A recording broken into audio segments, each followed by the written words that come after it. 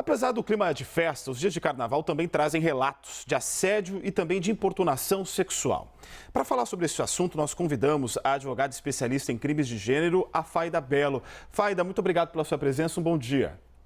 Bom dia, Jairo. Eu que agradeço o espaço. Bem, é importante a gente conversar sobre esse assunto. Me chamou a atenção, a gente estava discutindo até aqui na redação sobre quais assuntos nós poderíamos falar sobre o carnaval. Me chamou a atenção o fato de ver uma moça com aquela tatuagem "não é não". E como isso é incômodo para as mulheres, né? O fato de ter que se marcar para dizer o óbvio, que elas devem ser respeitadas. E justamente nessas épocas elas acabam sendo vítimas de assédio e até em outras situações, em casos de estupro, né? Pelo seu conhecimento, sua especialidade, qual que é o primeiro passo quando essas situações ocorrem que elas devem ter, que as mulheres devem ter, que os homens também devem fazer? Então, o primeiro ponto que a gente precisa relembrar é que quando a Europa trouxe um modelo pronto que ela queria para o Brasil, o homem era líder e dono, inclusive, da vida e do corpo de todas as mulheres. Então, a gente ainda hoje recolhe resquícios históricos disso. Hoje, obviamente, existem leis que reprimem o delito, porque ninguém pode invadir um corpo que não deu anuência para ser invadido. Mas é relevante dizer que, caso uma mulher venha a ser apalpada, alisada, tenha um beijo roubado, é importante que ela saiba que isso não é normal. É relevante que ela saiba que isso é importunação. Então, como crime, ela deve imediatamente ligar 190. Mas caso ela fique com vergonha ou tímida, ela pode registrar este relato online na delegacia, online ou até no site do Ministério Público. Mas é importante que ela relate o fato. Por quê? Para que mais mulheres vejam que há resultado jurídico legal e para que os homens entendam de uma vez por todas que não é não. Existe diferença entre assédio, importunação sexual? Até que ponto, a partir dali, deixa de ser a importunação para se tornar um estupro, por exemplo? Na verdade, assédio é toda ação que invade a esfera de liberdade do corpo da mulher. Agora, o crime de assédio é preciso que tenha uma relação de cargo e emprego, ou seja, alguém usa um cargo, a sua hierarquia, que é acima do cargo que essa vítima ocupa, para então obrigá-la, oprimi-la a lhe dar alguma vantagem que guarda relação com o sexo. Agora, é importante também saber que muita gente se engana, que acha que o estupro ocorre só quando tem o ato ali, a relação íntima, quando na realidade qualquer outro ato, ainda que seja um beijo roubado, ainda que seja uma alisada, mas que foi realizado com o uso da força, eu vou ter ali o crime de estupro, que é um crime muito grave. Então, é importante que a gente saiba que estes crimes não guardam relação com o prazer, eles guardam relação com violência. Uma violência brutal que invade um corpo que não deu anuência para ser invadido. E por tal razão, eles precisam ser denunciados e punidos nos mais altos rigores da lei. Me chama a atenção também a condição como essas coisas podem acontecer. Nós trouxemos até a notícia ontem de que uma policial militar, uma soldado, estava trabalhando, foi um cara lá, tentou beijá-la de forma forçada. Ou seja, não respeita nem o fato dela ser mulher, nem o fato dela ser uma autoridade. Do outro lado, também nós temos na festa o fato de estar todo mundo utilizando uma roupa mais à vontade, né? E alguns desses assediadores utilizarem isso como uma desculpa para cometer esse tipo de crime. Eu queria que você ressaltasse a importância dessa questão da condição de que não importa qual seja, para que o crime se caracterize como tal. A grande massa de vítimas de estupro são meninas de 11 até 13 anos. E são vítimas dentro das suas casas. Elas não estão com roupa curta. elas não estão com top, elas não estão com short. Ou seja, não é sobre a roupa, é sobre achar que a mulher é uma coisa, não é um indivíduo. É sobre achar que a mulher é um corpo pronto ali para usar. Roupa não é convite, roupa não quer dizer nada, roupa não é passaporte para violência. É importante falar que festa, que roupa, que bebida alcoólica não é desculpa para um ato de violência.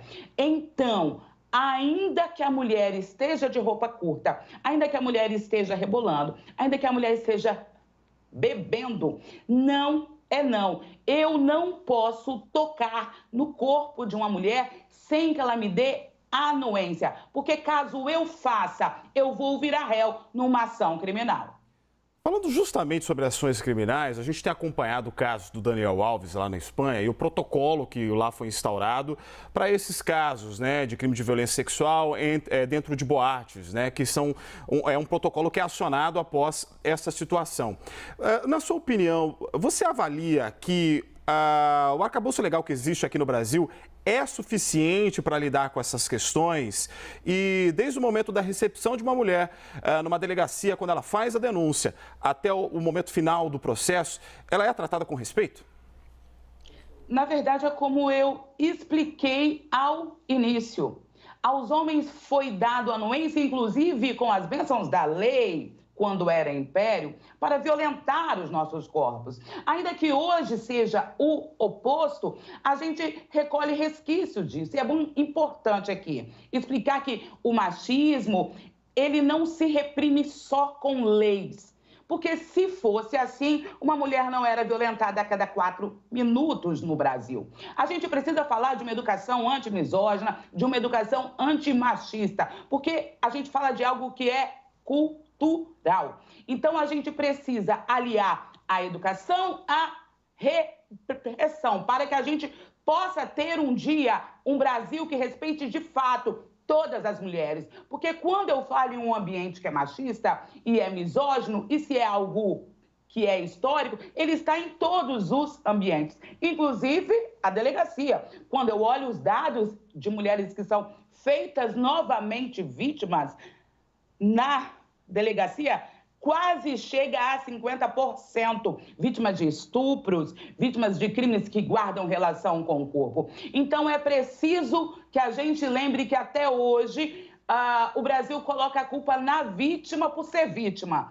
É preciso que a gente saiba que seja qualquer a roupa que a mulher use, seja qualquer espaço que ela ocupe, ninguém pode tocá-la. Eu não posso culpar a vítima por ser vítima. Eu não posso ligar estupro a um prazer. Quando, na verdade, eu falo de violência, eu falo de um crime brutal que deixa marcas internas para sempre no corpo dessa vítima. Então, é preciso que todos os atores, seja o Ministério Público, o Judiciário, todos, a igreja, a escola, as casas, entendam que não é não. A mulher tem o direito de ter o domínio, o poder sobre o seu próprio corpo. E ninguém pode tocá-la sem que ela deixe. Muito bem, vamos convidar a nossa analista, Basília Rodrigues, para participar conosco da entrevista também. Basília, por favor. Obrigada, Jairo. Para mim é uma oportunidade estar aqui fazendo perguntas para você, Faida. Muito obrigada pela entrevista, uma das maiores criminalistas pretas que a gente tem hoje no país, especialmente pelos seus vídeos na internet. Eu vou pegar por esse gancho. A gente está falando em tempos de carnaval, irreverência. Tem muita gente que acha que brincadeira não é crime, né? Que está fazendo brincadeira e não um crime. Com essa vivência que você tem nas redes sociais, quando esses crimes são cometidos nesse ambiente virtual, como que está o cumprimento da lei por lá? né? Você que tem esse discurso tão forte quanto o empoderamento feminino, a defesa da mulher dentro do direito, para muitas pessoas, brincadeira não é crime. Tá na internet, não ofende tanto assim. Como tem sido, na sua avaliação, os avanços da lei nesse meio virtual também? Olá, Basília, isso foi fantástico. Fantástico por quê? Porque a gente entra de um ponto que se dói, se exclui, se diminui o outro, não tem graça. Não é piada. É importante também falar que quando a gente olha os dados, a gente vê que as maiores vítimas de crimes de ódio online são mulheres. E, obviamente, quando eu recorto, são mulheres negras. E, fora isso, a gente viu que o ambiente online ficou-se um ambiente que mata as mulheres, que exclui, que diminui as mulheres. E a lei ainda não acompanha este avanço que hoje nós temos no mundo online.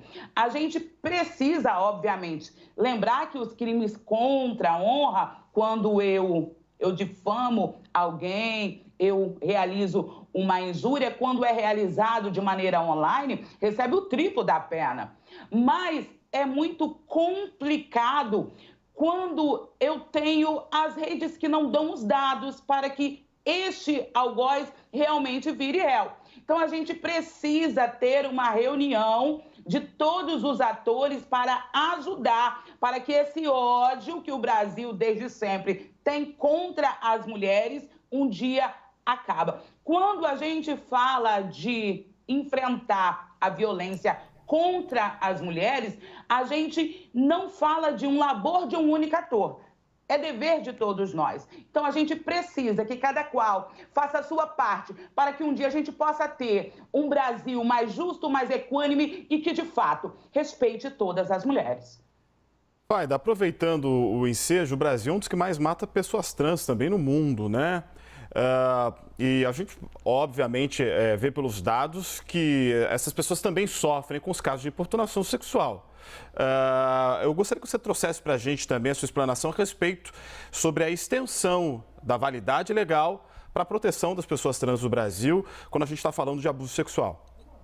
Na verdade, o Brasil, há 15 anos, está no topo do ranking do país que mais mata esses corpos. E não mata apenas, Jairo, mata com requintes de crueldade.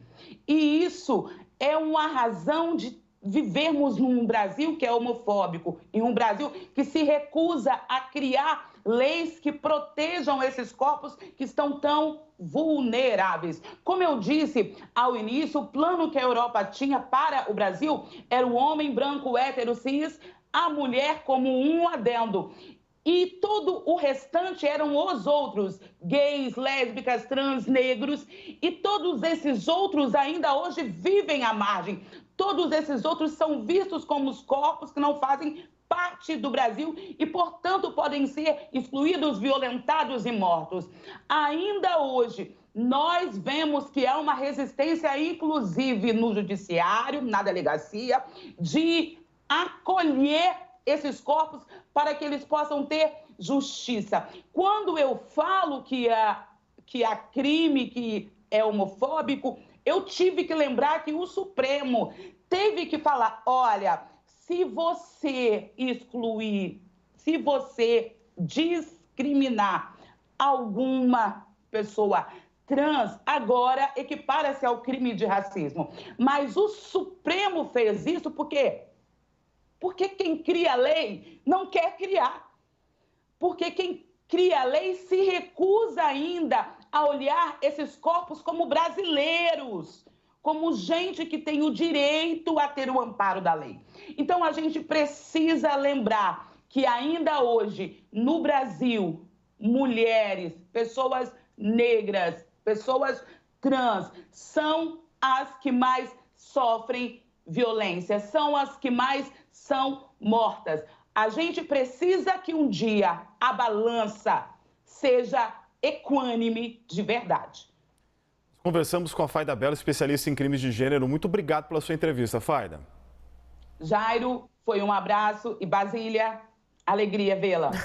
Ninguém vai acreditar que eu entrevistei você.